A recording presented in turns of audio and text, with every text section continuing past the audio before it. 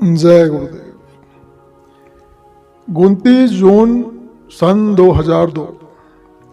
जब मैं ध्यान में बैठा तो फुलवारी, फूल, छोटे बड़े वृक्ष, छोटे मोटे पहाड़, मैदान, सूखे सूने पहाड़ आदि ये सब मैं सैकड़ों हजारों मीलों की दूरी तक देख रहा था। वह सब समाप्त हो गए तो क्या देखता हूँ कि हजारों मीलों तक कोई सोने के बहुत बड़े बड़े अजीब किस्म के सोने और मणियों के मुकुट लगाए खड़े हैं। उनके मुंह मेरी तरफ और मेरे से 8-10 फीट के फासले से लेकर हजारों मील लंबे चौड़े मैदान में खड़े हैं। मैदान खचाखच भरा हुआ, वाकई में कहीं एक सुई की नोक रखने की जगह नहीं है। उनके चेहरे विशेष मुकुटों से ढके थे। वस्त्र पीतांबर रंग जैसे थे, पर मुझे तो चमकदार सोने के जैसे लगे थे। आवाज आई, ये सभी कृष्ण हैं। यह सीन और सीनों की तरह क्षण भर में समाप्त नहीं हुए। मैं बहुत देर तक इन्हें देखता रहा। स्वामी जी महाराज ने कई बार कहा भी था कि तुम एक कृष्ण की बात करते हो, वहां तो करोड़ों कृष्ण हैं। वह सीन समाप्त हो गया। फिर समतल पृथ्वी है, हजारों मीलों तक खेती खड़ी है, जो 8 इंच से अधिक बड़ी नहीं है। खेती की विशेषता क्या? वो यह है कि सभी पत्तियां अति चमकदार सोने की थी। उन सभी पत्तियों में अति सुंदर चमक थी।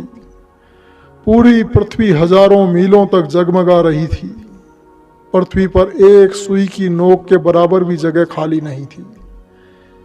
यह सीन भी काफी देर तक रहा और खूब दिल भर कर मैंने देखा। गुरु जी की महिमा अपरंपार, क्षण में करावे भव सागर पार। उनके एक कण का भी गुणगान करने वाला कोई नहीं। ये वो विद्या है जिसको पढ़ने के लिए न स्कूल की जरूरत न कॉलेज की।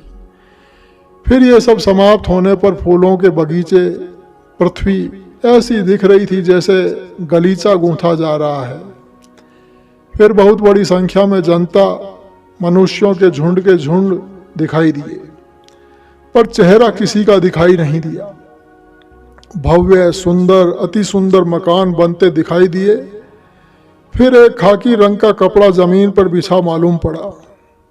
वो कपड़ा जगह जगह से अपने आप ऊपर उठता, फिर गिर जाता, जैसे एक बहुत बड़े पाल के नीचे आदमी या बच्चे हों और उसको जगह जगह से उठाएं फिर गिरा दें। यह क्रम काफी देर तक चलता रहा, लेकिन उस कपड़े को उठाने और गिराने वाला कोई दिखाई नहीं दिया। फिर यह सीन समाप्त हो गया। फिर मुझे बाथरूम लगने के कारण उठना पड़ा। अगर यह समस्या ना हो तो चाहो तो तमाम दिन और तमाम रात देखते रहो, जब तक गुरु महाराज की दया रहे। 1 जुलाई सन 2002। सुबह जब मैं 6:30 बजे ध्यान पर बैठा तो क्या देखता हूं कि चारों तरफ दूर दूर तक काला ही काला दिखाई दे रहा है। जो कुछ दिखाई दे रहा था सब काला था।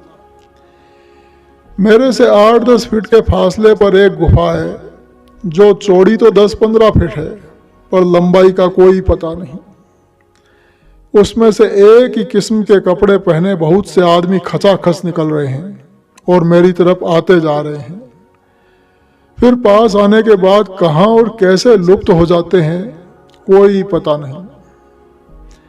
आश्चर्य की बात यह थी कि ये सभी मेरे सामने 8 फीट के फासले पर मेरी ही तरफ आ रहे हैं, पर उनके चेहरे मैं नहीं देख सका और न ये देख सका कि ये औरत है या मर्द, क्योंकि सबके चेहरे ढके थे। जहां हजारों मीलों तक निगाह जा रही थी सब काला ही काला था। आसमान भी काला था, सब पहाड़ पेड़ सब काले ही काले नजर आ रहे थे। पर इस पर भी आश्चर्य की बात थी कि न तो कोई डर लग रहा था, न मन ऊब रहा था कि इसको न देखें। दिल चाहता था कि देखते ही रहें। और अधिक आश्चर्य की बात यह थी कि मन बुद्धि चित्त भी इसे देखने में मस्त। यानी जब ध्यान में कुछ भी दिखाई दे, उस समय पास में शरीर मन बुद्धि चित्त कुछ भी नहीं होता। अगर होता है तो केवल सीन और उसे देखने के लिए गुरु महाराज की दी हुई आंख। फिर भी सीन बदलते रहे, बस यह था कि काले दिखते थे। मैं उन काले सीनों का भी वर्णन करने में असमर्थ हूं, क्योंकि ऐसी चीजें यहां मृत्युलोक में नहीं है। जय गुरुदेव।